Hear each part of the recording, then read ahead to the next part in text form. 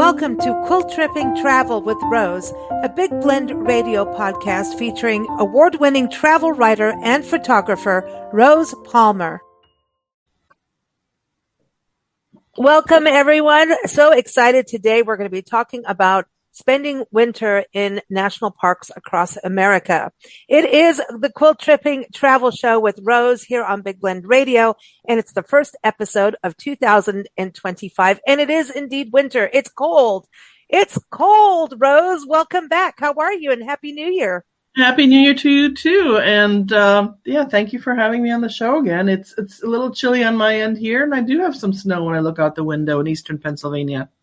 Oh, wow. And so, well, you just came back from the Christmas markets too. And so, and I did not have snow there. You did not have snow there. No. So yeah, I know our bodies go through a beating, so many people I know, we're all sniveling and coughing. So if we do that on this show, everyone, our apologies, but it's winter and it's cold. That's all I have to say about it. But I'm excited to talk about national parks. As you know, Nancy and I travel full time across the country, documenting parks and public lands, all kinds of parks. But I know, in reading on your site, quilttripping.com, that, you did a roundup of your year last year about you did national parks. I remember you going on a houseboat, right? But you kind of count these destinations. So how many national parks are you up to? I thought it was 44 when I read it yesterday. 41 out of 40, out of 63. Yep. And I'm all the quote unquote easier ones to get to, we've been able to do. So now it's the ones that are a little bit more challenging to get to, and where I can't necessarily combine 2 and 3 parks together in one visit, where it's going to be a one-off kind of thing. So, but my goal is to, at some point, go to all 63 national parks, or maybe by the time I'm done, it'll be 64. Who knows? They keep adding them. We've got some new monuments that just came out, some celebrating women's history, which I love. So much has changed. And I remember when we started our tour, I think we started in 2012. And I think at that point there was 397 park units, so national park under the National Park Service. And now it's like, I don't even know. It's like in the 400, well over 400, right. 430. And, it's so important because, national park, just to give people back up on this, national parks, were founded in America. This is it's a treasure. And that influenced parks and national parks around the world. So, a lot of times you hear about national parks and you think of Africa and going on safari, which is how I was raised in Africa. And I had no clue as a little kid that this was actually, something started in my birth country. And so now we have national parks around the world. And so this is it's the highest level of protection for land that people can go into. Obviously there's wilderness areas, there's parks that are off bounds because of the wildlife and the habitat that are being, really need severe protection. So, and endangered species and things like that, with heavy permitting if you do get to go in. But these are, our most protected treasures in this country. So 41, that's pretty good. Rose, do you go to state parks and things like that? I know you do. Yes. When excuse me, when we're traveling, I do, I start with Google Maps and look to see what's around where we're going to be. And then I start reading about the different sites to see. And that includes state parks. There's some wonderful state parks that are on par with the national parks, in my opinion, in terms of landscape and beauty and history. So there's a lot to see out there. I love it. Your photos, by the way, are stunning. Thank you. For winter in the national parks. And I love that we're talking about it because, the visitation for our national parks are often in summer, and it's, that's the prime season, and it gets super busy.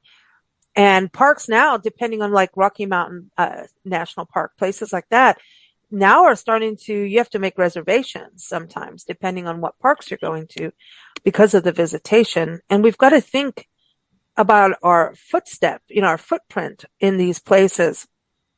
It's not actually fun to be in parks that are just so packed with people. It's nice to go on these quieter seasons, and winter has its own magic. Just really wear warm clothes, you know, and take chocolate. Yeah. And take chocolate. Drink hot chocolate, eat chocolate, drink wine.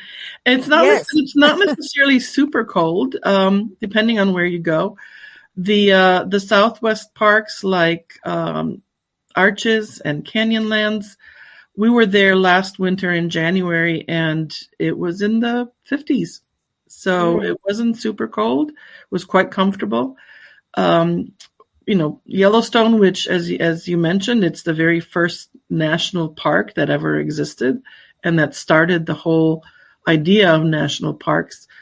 That's actually my favorite park to visit in the wintertime. It's a totally, totally, totally different experience than visiting in the summer. It, as beautiful and unique as Yellowstone is in the summertime, in the winter with the snow, it's a totally, completely different experience. You've got a field of pristine white as far as the eye can see. And the trees are covered in snow. The roads are covered in snow. You get really interesting ice formations because you've got the steam from the vents, and they'll create frost on the trees or on the nearby rocks. It's just a fascinating place to be. And then you get to see more of the wildlife because they're not stupid either. They're smart.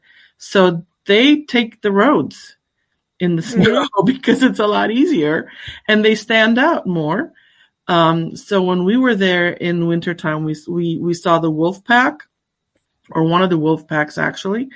We saw foxes, we saw coyote, some of the smaller animals, and they were very easy to see. Very easy to see. Now, the only thing about visiting Yellowstone in winter is it does require more planning. The park is only open in wintertime from mid-December to early March, and you really do need to go on the Yellowstone, the official Yellowstone NPS.gov website to get all the exact information. And it's open to the public, but you can't drive yourself. So you have to, you get yourself to one of the two entrances, and then from there you have to book a snow coach to take you into, if you're staying, say, at the old in Yellowstone Inn, Snow Inn. If you're choosing to stay there, then you have to take a snow coach to take you there. And then if you want to do any kind of sightseeing within the park, again, you have to book snow coach tours to take you to the different parts of the Yellowstone Park to see it in wintertime. So it does require a little bit more planning, but the beauty of it is it's not crowded. You've only got 2 hotels open, only one hotel open in Yellowstone in the wintertime. The other one is Mammoth Hot Springs. So, you're not talking thousands and thousands and thousands of people. You're talking maybe hundreds, which means that it's you and nature and the wildlife in this beautiful, pristine setting. That's awesome to me. I mean, it's just so, I remember being in Yosemite in the snow in winter and really getting to understand, number one, it was quiet. And I remember the coyotes looked like wolves. And I'm still wondering because they were so dark, and it was just this whole other magic. And there was this one little pond area that had these giant square ice cubes on top of the ice. It was iced over, but I'm like, dude, who opened the freezer and dumped out the ice? But these were big pieces of ice, a few feet, a couple feet big, I was like, how did these ice formations, we always look at geology and rock formations and hoodoos, like when you went to Bryce Canyon, oh my gosh, the colors of snow and then those hoodoos. It's like going to Sequoia National Park in winter. It is magic too, because you're in a forest, you get the snow, and the snow against that cinnamon bark of the world's largest living organism. Yes. It's so humbling and gorgeous. It really is. Dead, It really is. If you can catch the parks in the Southwest with as you said, with that cinnamon or that sandstone color, then if you're fortunate enough to catch it with some snow on it, and a blue sky, that's kind of a trifecta, right? If you can get that, it is 100% more beautiful than going to see it without the snow. Agree. I mean, it's just magical. It's just a magical time, and it's quiet. Like when you hear a little bit of a breeze go through, I don't know. Did you find it quieter? Yes. In places? Well, like there's a different sound. It's quieter, and because it's not crowded, I personally feel like I can connect a lot better to the scenery and the landscape.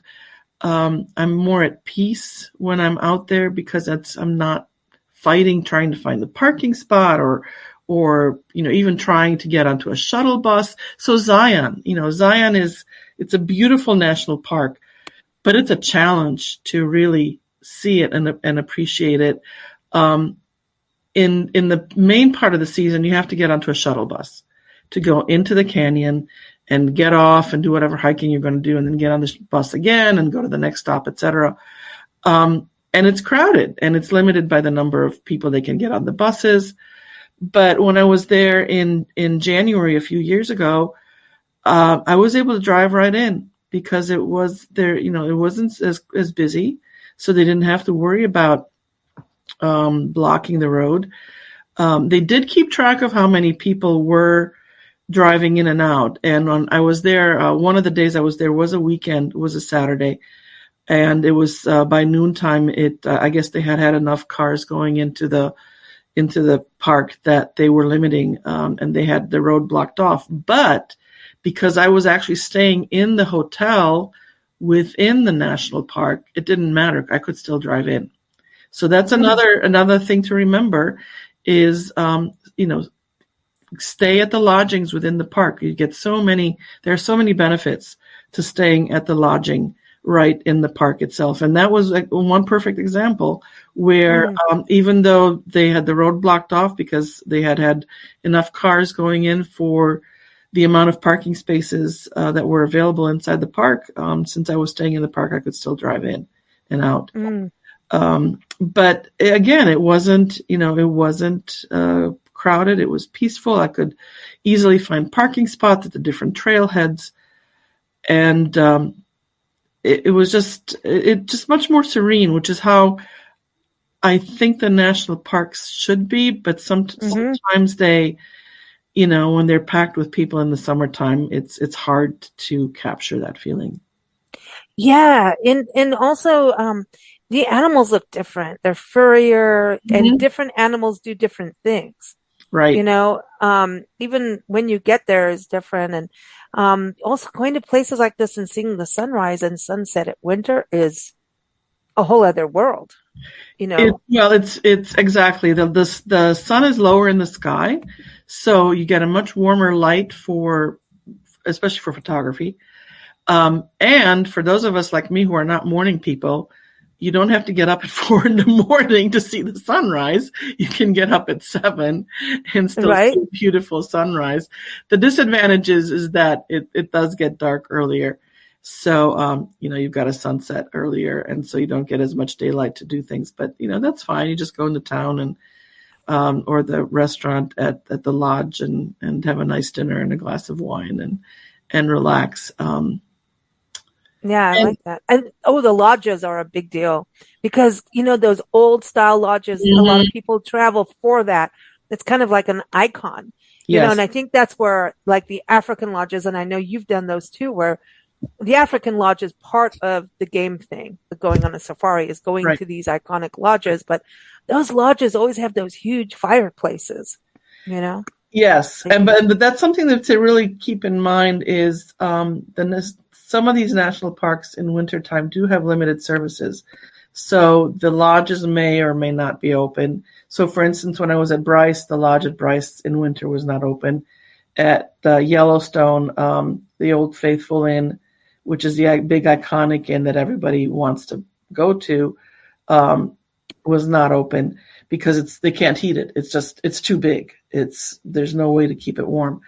So you really need to do your homework if you're going to visit these national parks in the off season or the shoulder season.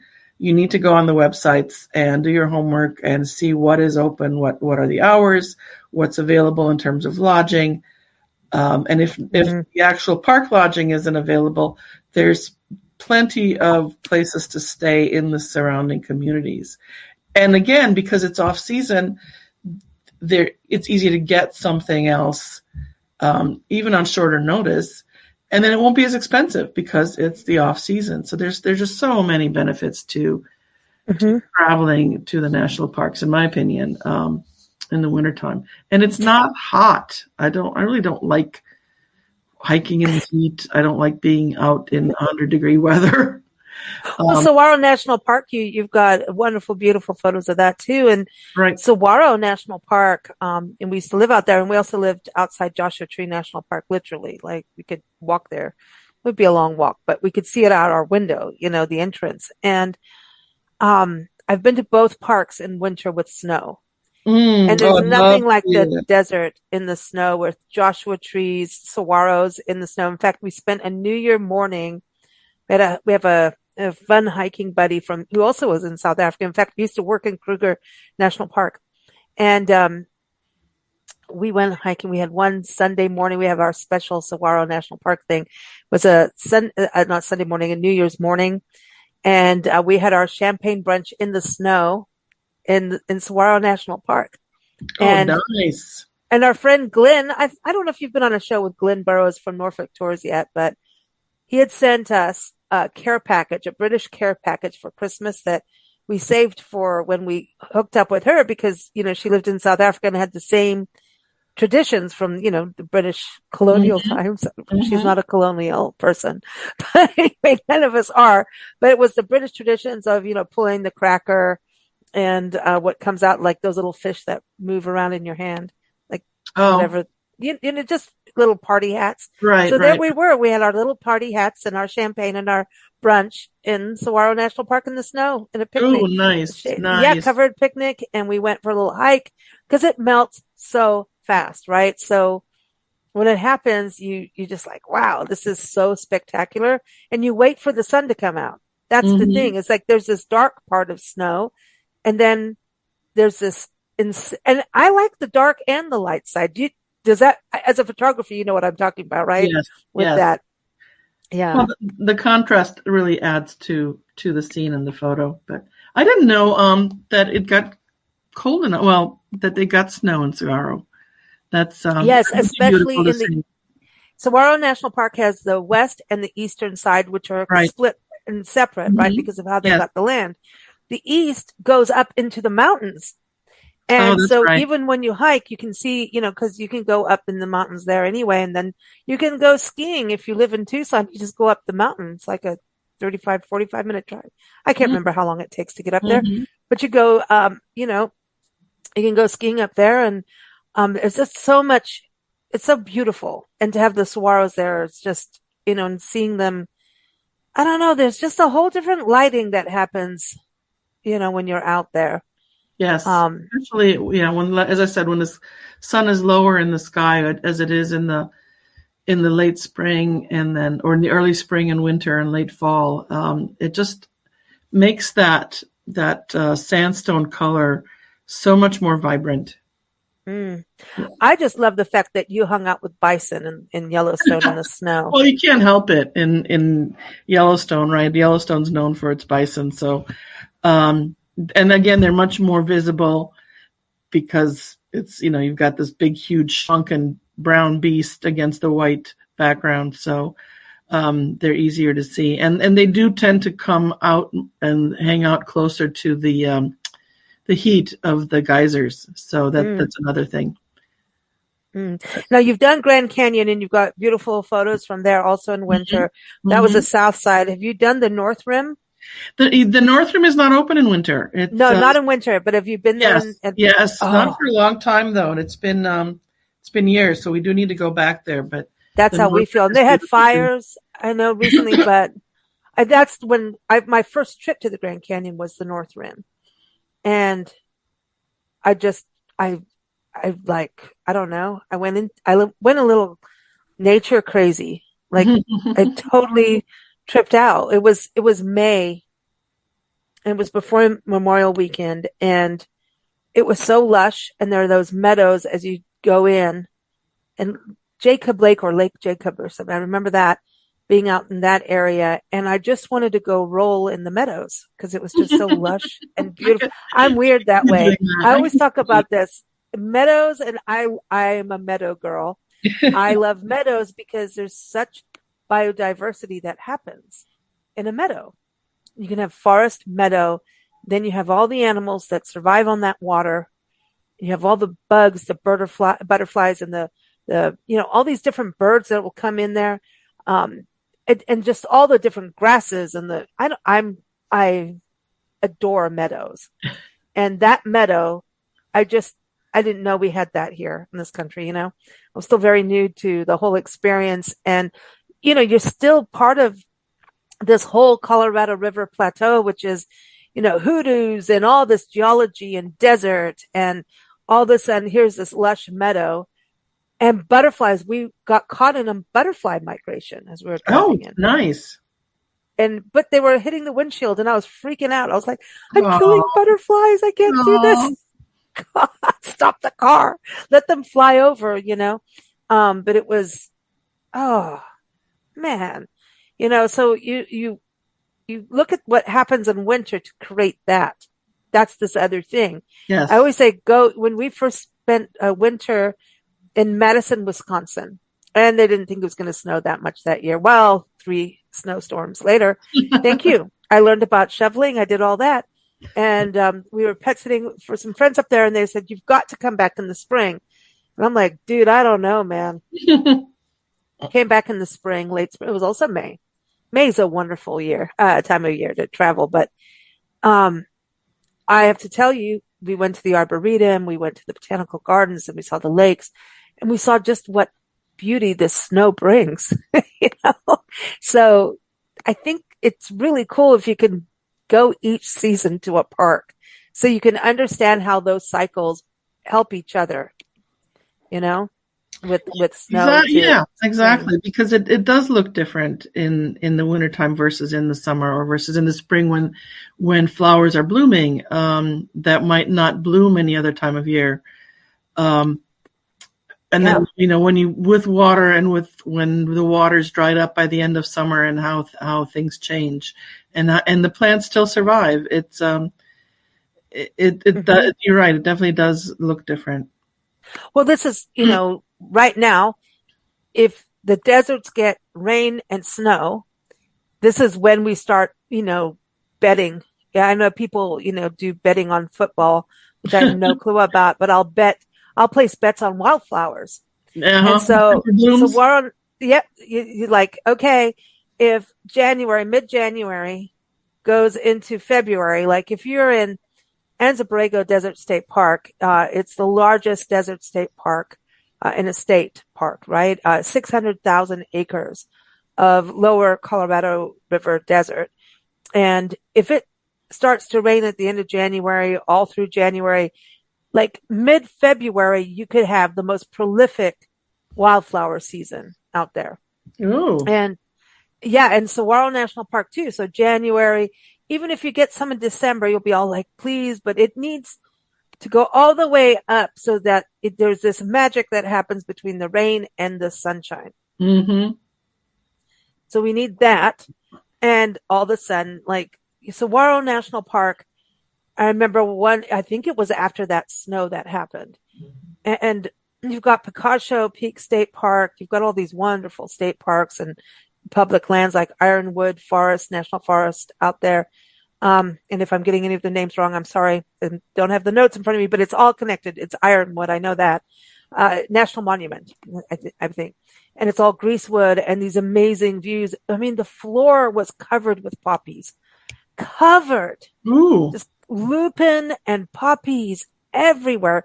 And this was mid-February through March. And where was this again? Saguaro National Park Oh, and all of really? its surrounding. Really? Oh, Okay. yes. Wow.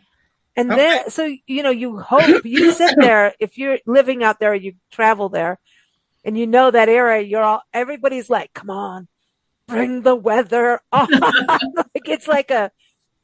Yeah, we all sit there and place bets kind of thing. No, it's not going to be, I'm like, it's going to happen. It's going to be this year. Like, I'll talk to a friend. They're like, no, you're just over enthusiastic, but I'm like, it's coming. I'm like, I'm trying to will this stuff to happen, bring the snow. We don't care. It all dissolves, but, so the wildflowers are incredible. And then you'll go like to Sequoia National Park, which we've done in spring, and we've done it in all 4 seasons. And, you could have like a huge winter, but the foothills start, like that's the entrance of Sequoia National Park and Three Rivers. You'll have just glorious wildflowers, the poppies, the lupins, and all of that. Going up to the top, now not as many flowers, but you'll have different ones. You'll have them. But then summer, the wildflowers up there. So late spring, the end of spring and into early summer. So you could go in the park every week and there's a new area of wildflowers because of the elevation going up. It's amazing. It is. So it is. Mount Rainier is like that too. It's kind of, have you been to Mount Rainier? I've been, not in the winter. I think it is open. I haven't done it in the winter. I don't know if I want to. I'm scared. Because I think they do actually have skiing on Mount Rainier in the wintertime. So parts of it are clearly open. But no, I have been there in the late spring, early summer, and caught a little bit of the flowers blooming. Yeah. And the other place I've been in winter, which most people don't think about, is I've actually seen Denali National Park in winter. Wow. Because we were up in Fairbanks to try and see the Northern Lights. This was years ago. And we were driving from Anchorage to Fairbanks. And, we're outside of Anchorage and we're driving the road, beautiful, clean road, perfectly maintained, easy to drive. And this was in early February. And we're seeing these mountains up ahead of us. And I'm looking at them and I'm looking at the map and I'm saying, I think that's Mount Rainier. And my husband's like, no, we're 200 miles away. There's no way that can be Mount Rainier. Not Mount Rainier, Mount Denali. And sure enough, as we're getting closer and I'm looking on Google Maps, that's exactly what we saw. It was a perfectly clear day, blue skies, which you hardly ever get in the summertime, right? You're lucky if you see Mount Denali in summer. But here was winter, covered in snow, the trees on either side of the road all covered in snow. It was just gorgeous. And so we drove into the park. It's only a small portion of it is open in the wintertime, only the first few miles to the visitor center. But we drove that part and went to the visitor center, and we went to see the sled dogs, most of which were out because it was winter and they were out working. But a few of them were in, and so we got to hang out with a few of the sled dogs there. And had perfect views of Mount Denali before we headed up to Fairbanks. But yeah, if you're going to Fairbanks in winter time to try and catch the Northern Lights, swing by Denali National Park and see what you can see for at least for a little bit. Wow, that's good. That's a good tip. I mean, yeah, going to Alaska in winter, that would be pushing it for me. Cold. But it was cold. Yeah, that was cold. Yeah. I grew up on the equator. It's hard, to shift my body, but once you're in it and you have isn't it the Swedish you say it's all about what you wear? There's no bad weather, only bad clothes. Exactly. That's what I always hear when I'm out in when I was out in Norway. That's what we were being told is no bad weather, just not the right clothes. And it gives you an excuse for hot toddies. Just saying. Yeah. Well, yeah, and mulled wine and hot chocolate with Baileys and all that good stuff.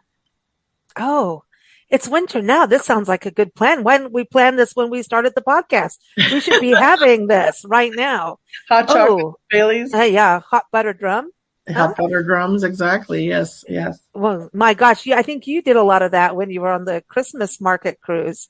We did. We did a lot of Glühwein, which is the German word for mulled wine. I had to try it at each Christmas market because that was a fun podcast.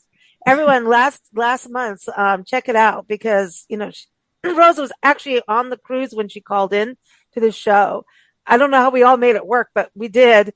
And I was having wine and you were having wine. I had just finished probably the best meal of my life, which was a kind of a chef's table meal with wine pairing. And I kept telling them, only give me a little bit of wine, but and I don't drink a lot of wine and I can tolerate a lot of wine. So yeah, I was doing that podcast after, tasting 5 different wines. We had a good time. I'm just saying we should start changing our format of the show. I know it's a new show, but we can change it anytime we want. So I think, that's the thing. It's embracing that, and embracing the different seasons. Going back to Saguaro National Park, since you went there, that's the thing. Saguaro National Park is a very unique park in that because it's part of the Sonoran Desert and because it is surrounded by different mountain ranges. This area has 5 seasons. It has 2 summers. And that means you have 5 seasons of different change in regards to the plants and what happens with the animals. And so in summer, people think, oh, okay, you're not going to see much flowers. It's always spring. Well, that's when the cactus is blooming. And in Saguaro National Park, they have all these other flowers. I go to the park in summer for the flowers for that reason. Okay. And then, it just depends. And you have to look differently if you're not used to desert to look, because a lot of the flowers are little, Yeah. So it just depends on when you go. Like in Joshua Tree, because that's high desert, like the cactus will bloom later than in Saguaro National Park. And they'll have similar, related cacti. But they'll be different because of the elevation. Anyway, I'm sorry, I geek out on this stuff. I love our park so much. I could do like 10-hour, 12-hour, 24-hour podcasting nonstop, no sleep, and just keep talking about them all day long.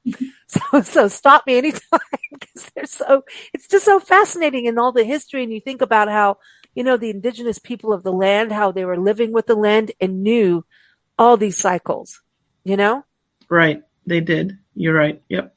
So how did Saguaro get in the summertime? Because we were there in February, and it was very pleasant. It's a great time. Yeah, I would say go end of February, early March is perfect. Mm-hmm. March and April are glorious. It starts to heat up. It can get to like 110 during the summer, 115. Okay. But what we did, we would hike at 4 a.m, because you'd catch the sunrise. And what I love about the desert is you wake with the sunrise and it's just gorgeous. And you have the saguaro silhouettes and then the ocotillos as well. And they bloom typically spring and fall when there's been rain. And the ocotillos are like these beautiful euphorbias. They look like kelp, standing up, with red spikes of flowers, and the birds love them, the verdins and the thrashers, and you'll see them around flickers, mostly feeding off of them. The thrashers all over. If you're a bird watcher, like that's an awesome park for it. But I would say like end of February, early March, April, the cactus start to bloom. And, it's just perfect. September is also a good time to be in the parks as well. Yeah. I don't know, like midsummer because of the monsoon season. There's monsoon seasons where the saguaros get so fat because they start storing all the rainwater. They get monster fat. They're huge and green, lush green. Okay. So you just hike at different times, hike at sunset, watch for snakes, obviously. Oh, yeah. That's a thing, but it's, I love it. Well, that's the other thing about going to these desert parks in the wintertime, because it's colder. You don't have to worry as much about the snakes and the nasty critters because they're all underground because it's too cold for them. Well, they do come up though. If there's a sunny day, a snake is going to be lazy though, not as fast moving as, but you did like Death Valley. You've been there in the winter, and that's a good time. This was on the same trip that when I did Grand Canyon and Bryce, we did this big, huge loop in that area. And because it was end of January, February, it seemed like the best time to go to Death Valley, because I don't want to be in Death Valley in the summer when it's 130 degrees. And it was perfect. It was not hot. It was, again, not crowded at all. And it's a big national park. In terms of square feet, square miles. Mm-hmm. I think we had 4 days out there. So nice. We took our time and explored each corner and drove and did a little bit of hiking. Was able to also get some photos of the Milky Way because it's so dark. So I thought it was a perfect time to visit Death Valley because it was not deathly hot. It was perfect. No. And you bring up a really good point too. Like in, as we record this, I'm really sad for Los Angeles area right now because some of that is going to touch on parklands, the wildfires happening. So winds, the Santa Ana winds are brutal with this. And so just, our hearts are with everyone going through that right now. But a lot of times in the desert areas, the fall, April and November are like in October, just depends because climate change and everything. The wind picks up in the desert. So winter, sometimes you get winter's wind and all of that with the storm coming through, but it's kind of more still compared. Just it depends. Is. Yep. But in general, if you're going to generalize the weather. And so the desert parks, you don't have that, and so you also have less moisture in the sky. So I think that helps with seeing the stars at night. It helps with the stars. Yep. It helps with photography. So, it's so much easier to get those beautiful big landscape photos because the sky is clear. You don't have that humidity in the air. You don't have that haze. And so you can see for miles and miles and miles and the camera can capture it. And you don't get that necessarily in the warmer weather. So I find that the scenery and my photos all come out much better in the cooler weather. It's crisper. It's crisper. Yes, crisper. We want the crispies. Yes, exactly. Yeah, but I love that you brought up about night skies because that's something people forget about. Parks are that they're not just for the day. At night, they're magical. Now, have you done Petrified Forest National Park? Not for a long time. That's another one that we really need to go back to. So, it's another good one for winter. It's a good one for winter. Yep. And the another good one for winter is Big Bend National Park down in southern Texas. That's actually their busiest season is the winter months because again, same thing. It's not hot. And it's a good time to visit. We haven't done that one yet. That's a big bucket list one, and we drive by the area all the time. We're like, and Guadalupe National Park I want to do. I think that's going to be a little cold in winter. Okay. I know for a fact. But White Sands National Park now, that's now a national park. That would be great in winter. Okay. Have you done that one? No. So now we're talking about like Guadalupe and White Sands. Carlsbad Caverns. It's a nice loop for everyone. You can include Big Bend in there too as a loop of parks. If you're doing Saguaro National Park, you could do Saguaro, Guadalupe, Carlsbad Caverns, White Sands, and Big Bend in one trip. That's a lot of driving. You know what I do all day. Yeah, I'm either at the computer playing with a dog or driving or hiking in a park looking for alligators. Well, I'm going to say one of the best times to go for alligator viewing is winter. So Everglades National Park is awesome in winter. It's not so hot. The mosquitoes, listen, y'all, swamps and mosquitoes. I'm just saying, these things are birds, They are. And when you go Everglades National Park, because this is the dry season. And so the water's lower. So the gators come out and they sun themselves and you can see their full bodies most of the time. You can see more of them. They're more obvious than during, summer, when people go to parks. So I would recommend, and it's warm compared, right, to the rest of the country. So Everglades, have you been to Everglades? Yes, and actually we did it in the winter. We went one Christmas. I took off from doing Christmas things at home, and we went down to Key West. So on the way, we spent a couple of days in the Miami area, and we went to Everglades National Park with the kids. That was actually the last family vacation, was just before they went off to college and kind of did their own thing. So that was that was nice, because once, you know how it is, once kids finish college and start their careers and their work and all that, it's really hard to get everybody together and get the schedules to mesh. So that was the last sort of family trip for the four of us, was down to Key West and the Everglades. So that was a memorable one, and it was at Christmas time. A Dry Tortugas has got to be good too. Yeah. I'd wanted to go to Dry Tortugas when we were in the Everglades in Key West, and unfortunately, I got online too late to book spots on the boat, so we couldn't do it. Which means I guess I have to go back, right? Yeah, you do. Yeah, and going to the Gulf Islands, Gulf Shores. All of that, Mississippi, all of that area is wonderful in winter too. Yeah. So there's anything places to be warm. Yeah. I mean, but don't steer away from the snow, because it can be magic. Yeah. And I'm a person who gets baby-like about that stuff too. and that's what I think. I think most people, when they think of going to national parks in the wintertime, they tend to gravitate to the southern parks, because they think, that's where it's warm, that's what's open, that's what's going to be pleasant. And what I'm hoping to do with this podcast and with this discussion is to show people that, don't discount the parks in the Southwest, in the wintertime, because they can be even better than the rest of the year. And, especially places like Yellowstone, which you wouldn't think of wanting to go into winter, but it's absolutely magical.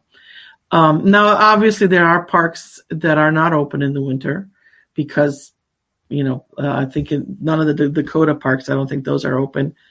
There's a line. Yeah. So you really do need to do your homework.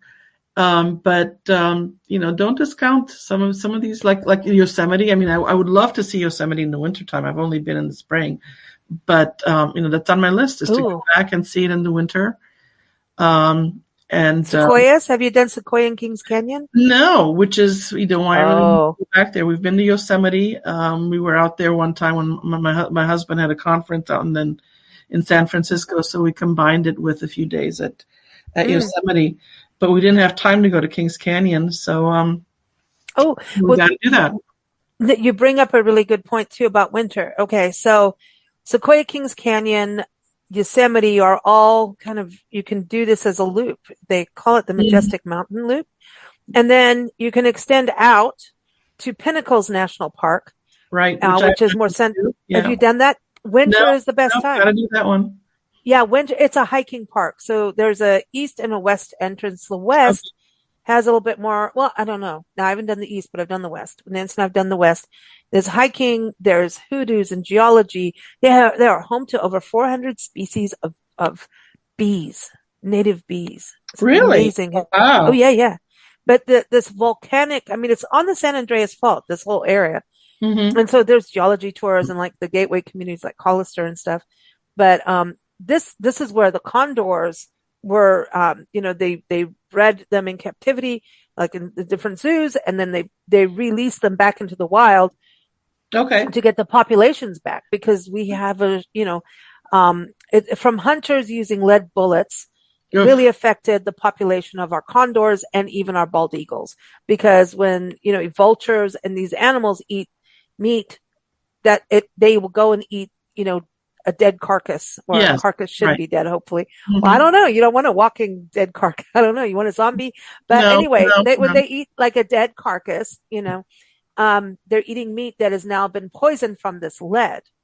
And that is part of the demise of these amazing birds. And so there's this huge movement, and it's been very, very successful. to see these condors, and you have to get all the way to the top, which we haven't seen. But this is history of ranching, mining, Native American history is very huge there, and this area is fascinating. But be prepared to put your walking shoes on, but you don't have to be an avid hiker or super fit. There's wonderful trails you can do, and spring wildflowers. Oh yes. Huge, huge, huge. By the way, a lot of wineries in the area, just, saying. Well, it's California, of course there are. It is. And by the way, Richie Valens comes from there, La Bamba. Oh, okay.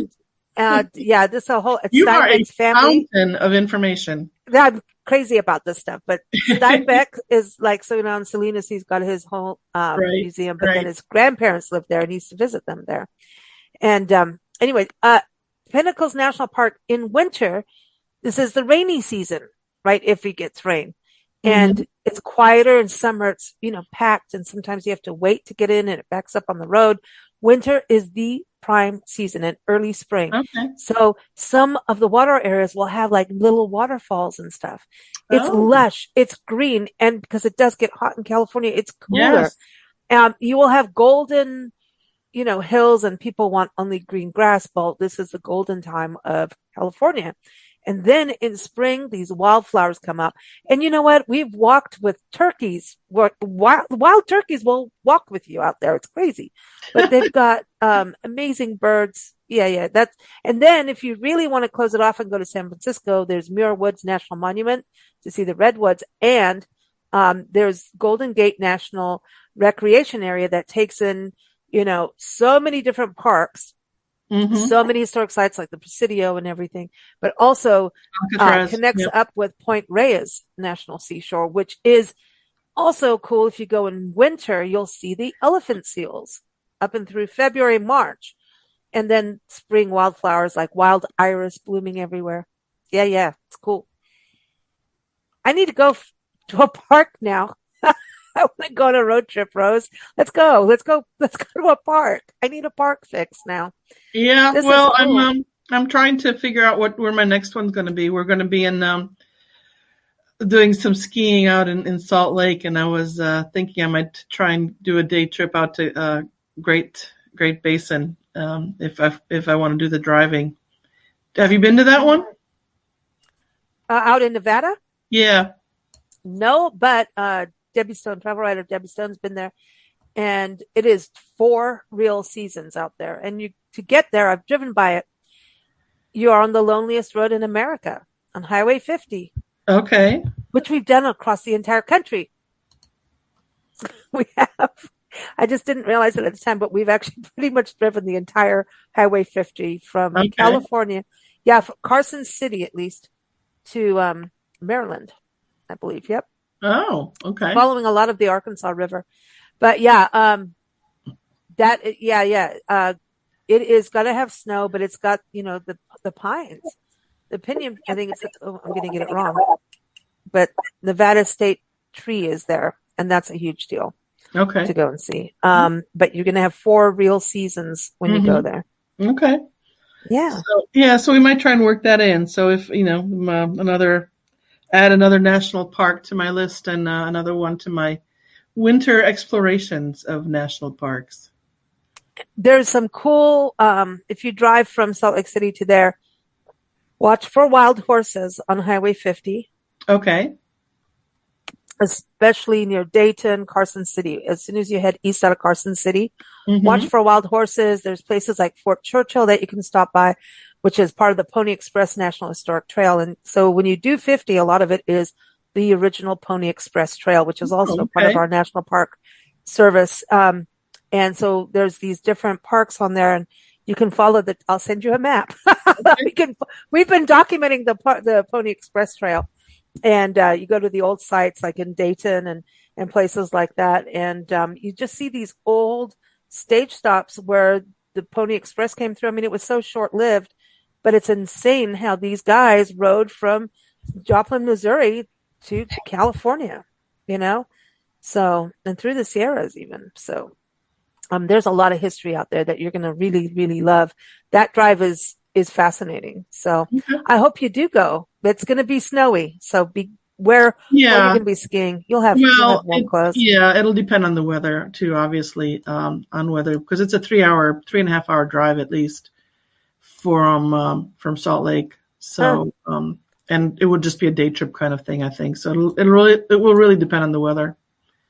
Yeah. Well, have We'll just fun. see if so, but I'm hoping to. Yeah. Yeah, yeah, no, have fun. It's a beautiful, beautiful area. You'll have the mountains all covered in snow as you drive. It'll be beautiful. Yeah. It'll absolutely be gorgeous. So definitely recommend everyone go, go, go, go, go. But So, go to nps.gov/ well, whatever park you're going to, but nps.gov, find the park you want to go to and check if you need snow chains or, things like that. So I just wanted to so reiterate another that. one that's down in that direction that I forgot to add photos of and that we didn't talk about is Mesa Verde, which Ooh, yes. is also very, very pretty. It's got a little bit of snow on it, and again, not crowded, and it's usually at least the road in through the park is open. You may not be able to do any kind of close up views or of the actual settlements,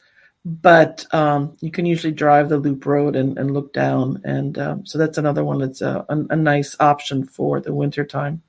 It's beautiful up there, and you're by the Four Corners. Yes, yes, exactly. That the whole part of the country, it just it amazes me whenever I drive it how much the scenery can change in just from 1 hour to the next. It's and it's similar, but it's not, right? I mean, when you think about the Bryce and Zion and Grand Canyon and Escalante and the Vermilion Cliffs, they're all in that same. They're next to each other in that same area, and yet each one is so distinctly different geographically and geologically. It just never ceases to amaze me, and it's beautiful.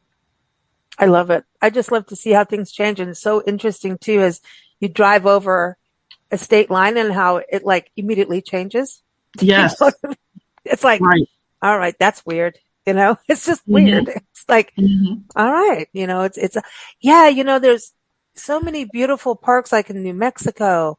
I know not necessarily national park, but like Chaco Canyon and to see that in the snow is a whole other thing. The Gila Cliff That would be Dwellings. nice. Yes, that would be nice. I've not done that.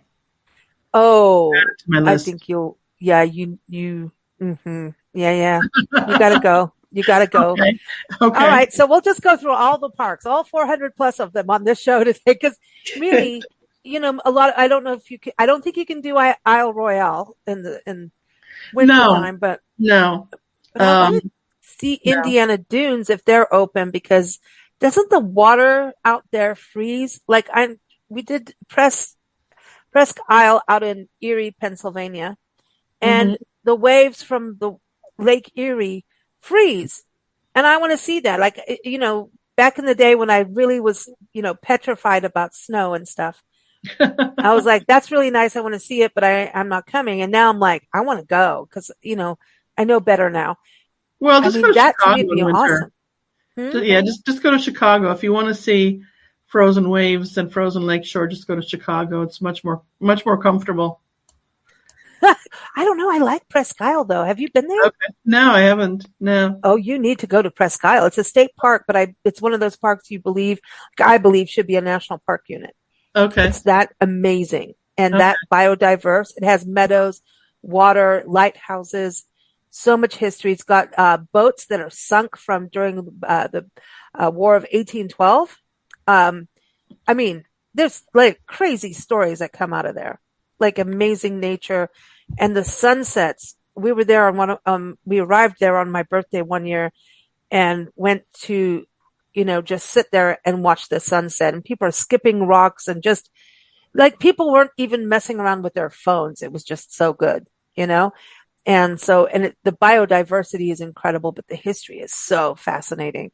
I mean, there were pirates and rum runners and things going on out there too.